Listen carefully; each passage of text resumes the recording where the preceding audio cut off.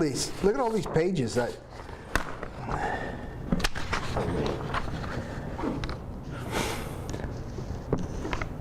guess I'm ready. All right. Brother Wayne last week said that I should plant my vineyard, and I don't know if he meant that metaphorically. I did see a sale on some fruit trees, and I meant to get them yesterday. It took me all day to build a clothesline for Chrissy. You wouldn't think it'd take all day to build a clothesline, but I didn't get that vineyard started. But I may go pick up those fruit trees Monday. We'll see.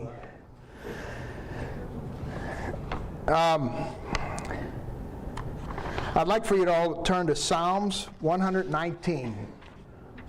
119.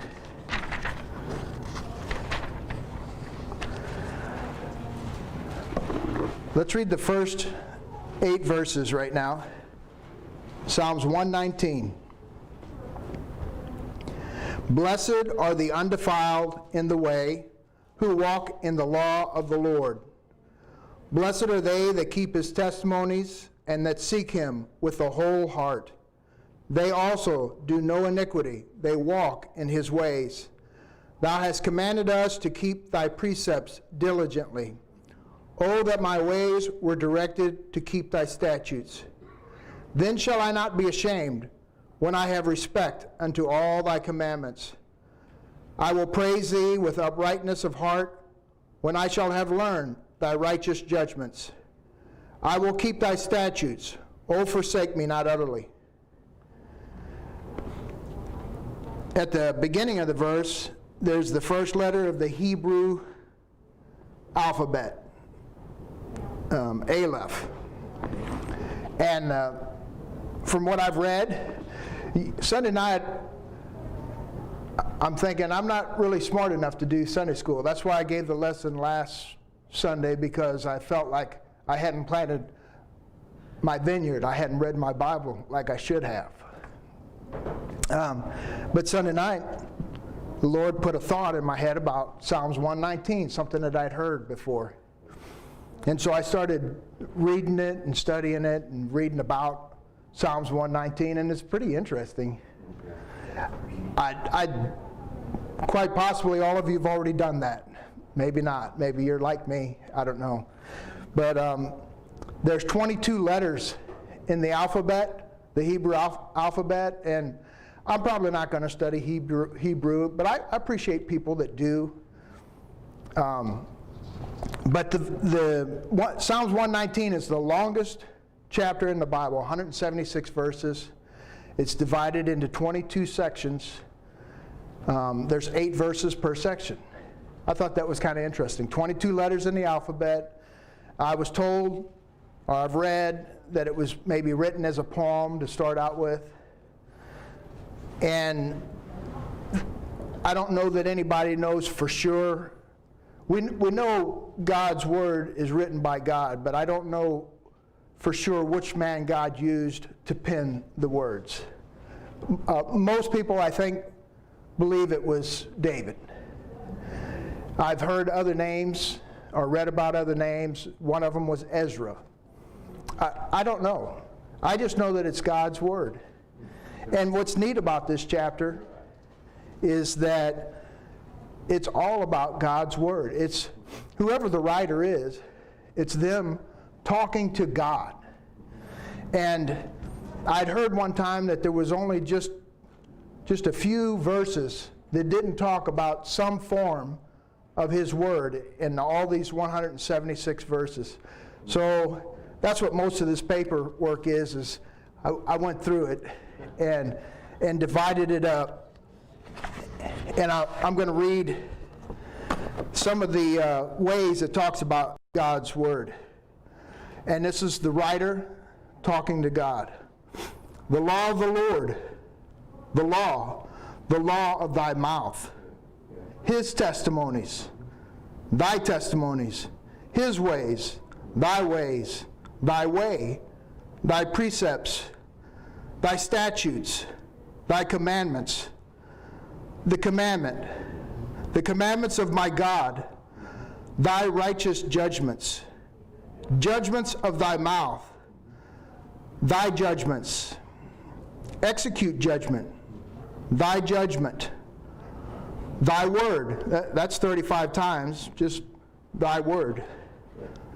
The word and thy words. The word of thy righteousness, thy wondrous works, thy ordinances. It's really kind of fun to go through and look at that and then try to find the verses that doesn't mention that. Out of 176 verses, I should make you do that. I'm going to give you 3 of them. In verse 90. Let's go to verse 90.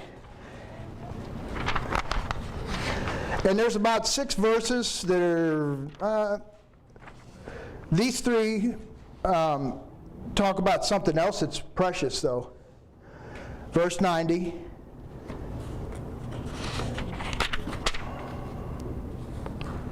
Thy faithfulness is unto all generations. Thou hast established the earth, and it abideth. Thy faithfulness. Verse number 122. 122. Be surety for thy servant for good.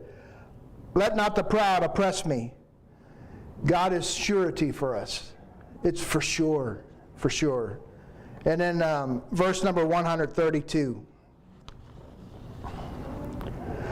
Look thou upon me, and be merciful unto me, as thou usest to do unto those that love thy name. Merciful. All the other verses talk about those things are mentioned in the other verses as well, but all the other verses talk about God's word in some shape or form, and I think that's real interesting. Now, I have this, and it's kind of a quote from Brother Wayne. I believe I have it down like you'd want it, but this struck me one time, and it's been a while when you preach this. Some actions are thought to be bad for us because they are forbidden, but they may be forbidden because they were bad for us. I like that idea. When you tell a child not to stick a knife into an outlet,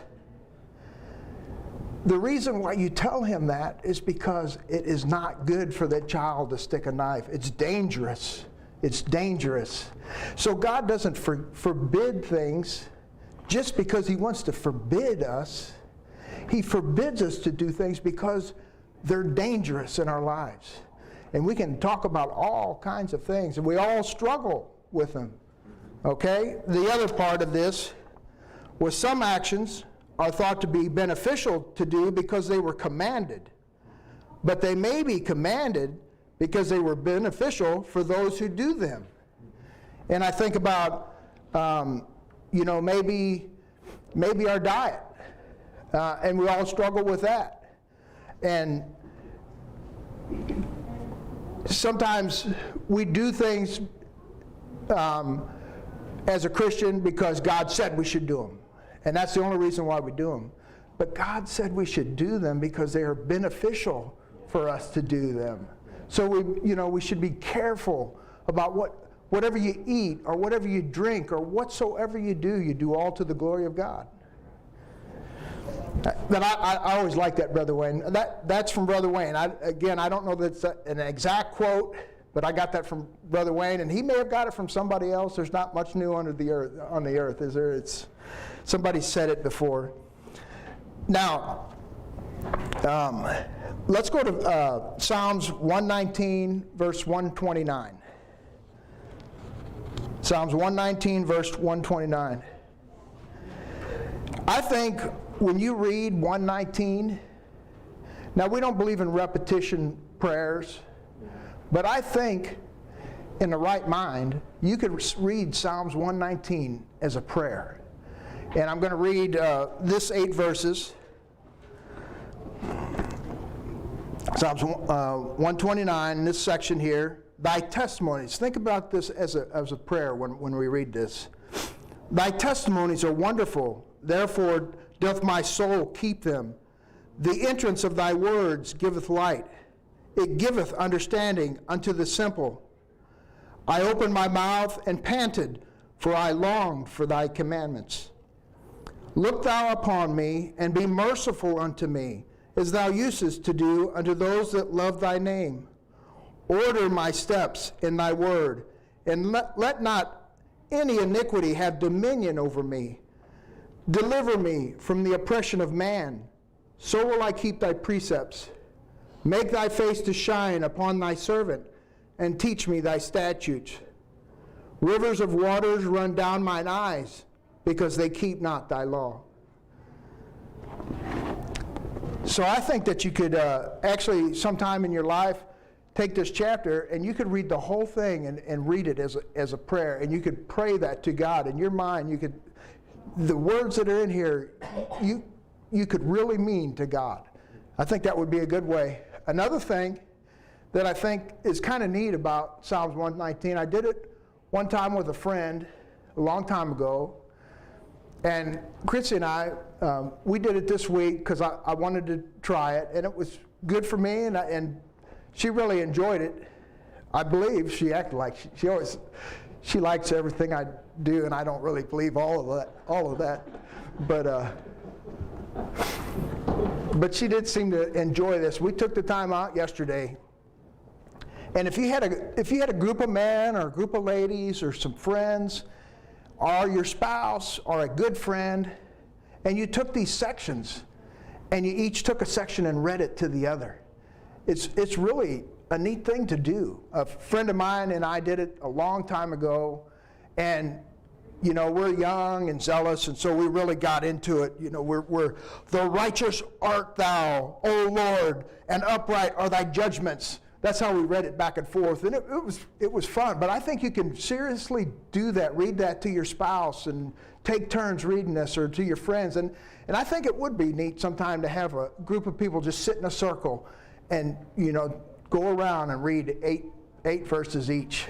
I think that would be real good for us to do if we ever get a chance to.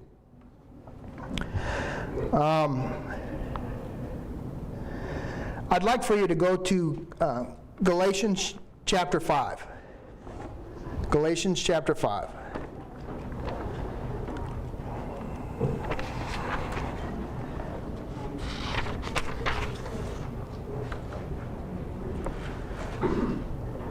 And verse 22.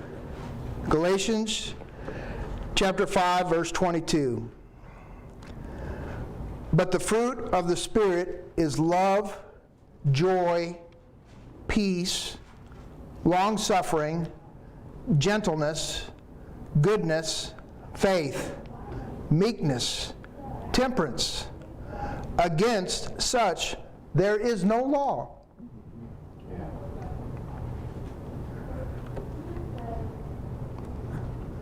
There's no law against having love.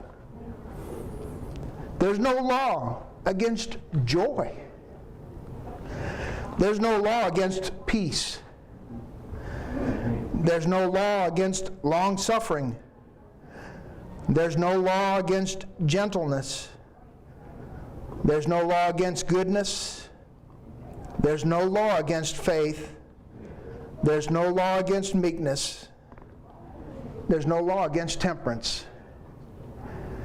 And we go back to some actions are thought to be beneficial to do because they were commanded, but they may be commanded because they were beneficial for those who do them. It's a good way to live our life. And you look at the world right now, and really the way it's always been. I mean, we can read about all the conflict that happened as the Bible was being written throughout centuries and millennials. It's some of the same thing that's going on today. And they don't understand the joy and the love and the peace and the temperance. They don't understand those things. There's no law against that. That's good for us. And I think that Psalms 119 talks about God's Word. God's Word is good for us. Psalms 119, 176 verses. Almost all the verses speak of God's Word. And whoever the writer is wants that. That is what brings him peace and joy and all those other things. Now we'll go to the last section, and I'm going to close the Sunday school lesson with this. And I'm going to close. This will be our prayer. Psalms 169. Let my cry come near before thee, O Lord. Give me understanding according to thy word. Let my supplication come before thee. Deliver me according to thy word. My lips shall utter praise when thou hast taught me thy statutes. My tongue shall speak of thy word, for all thy commandments are righteousness. Let thine hand help me, for I have chosen thy precepts. I have longed for thy salvation, O Lord, and thy law is my delight. Let my soul live, and it shall praise thee, and let thy judgments help me. I have gone astray like a lost sheep. Seek thy servant, for I do not forget thy commandments.